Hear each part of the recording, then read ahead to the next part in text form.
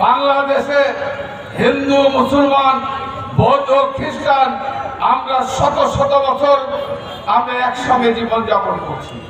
এখানে নাটোরের হিন্দু ভাই আছেন, নাটোর হিন্দু অধ্যুষিত এলাকা, রাজা মহারাজা রানী ভবানীর এই নাটোরের আমাদের বাপ দাদারা যুগ যুগ ধরে একসঙ্গে আমরা অবস্থান করছি।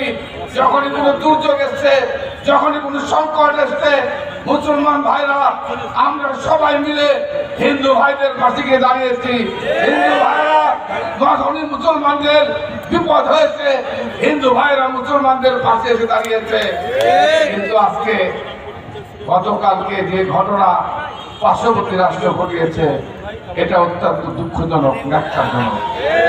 আমরা এই ঘটনার প্রতিবাদ জানাই, কারণ বাংলাদেশের মানুষ 1971 সালে স্বাধীনতার যুদ্ধ করে এদেশের 30 লক্ষ মা বোনদের রক্তের বিনিময়ে বাংলাদেশের স্বাধীনতা আমরা অর্জন করেছি।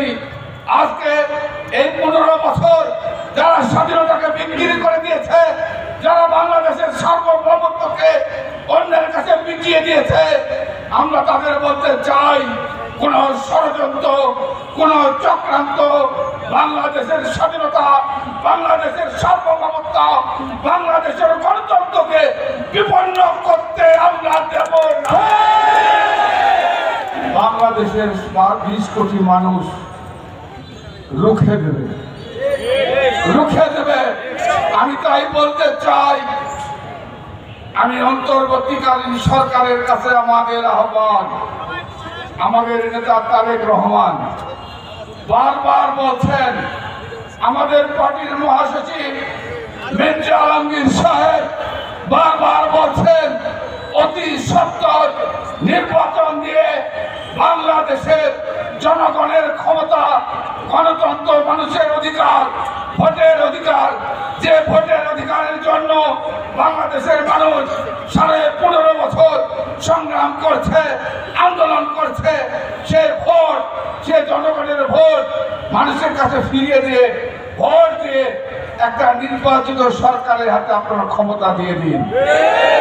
যতক্ষণ পর্যন্ত ভোট ঘোষণা না হবে, যতক্ষণ পর্যন্ত নির্বাচিত সরকার ক্ষমতা গ্রহণ না করবে, ততক্ষণ পর্যন্ত শেখ হাসিনার ষড়যন্ত্র, আওয়ামী লীগের ষড়যন্ত্র বন্ধ হবে না।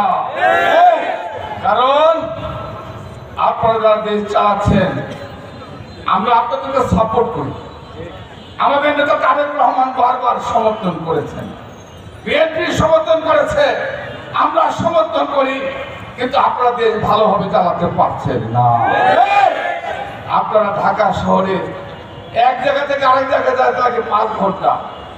আজকে প্রশাসন, এই পুলিশ, এই নাটোরের পুলিশ এখনো আছে এখানে বসে আমার পিছনে দাঁড়িয়ে, যারা এই 15 বছর বিএনপির নেতা কর্মীদেরকে গ্রেফতার করেছে, নেতা কর্মীদের বাড়ি হামলা করে তছনছ করে দিয়েছে।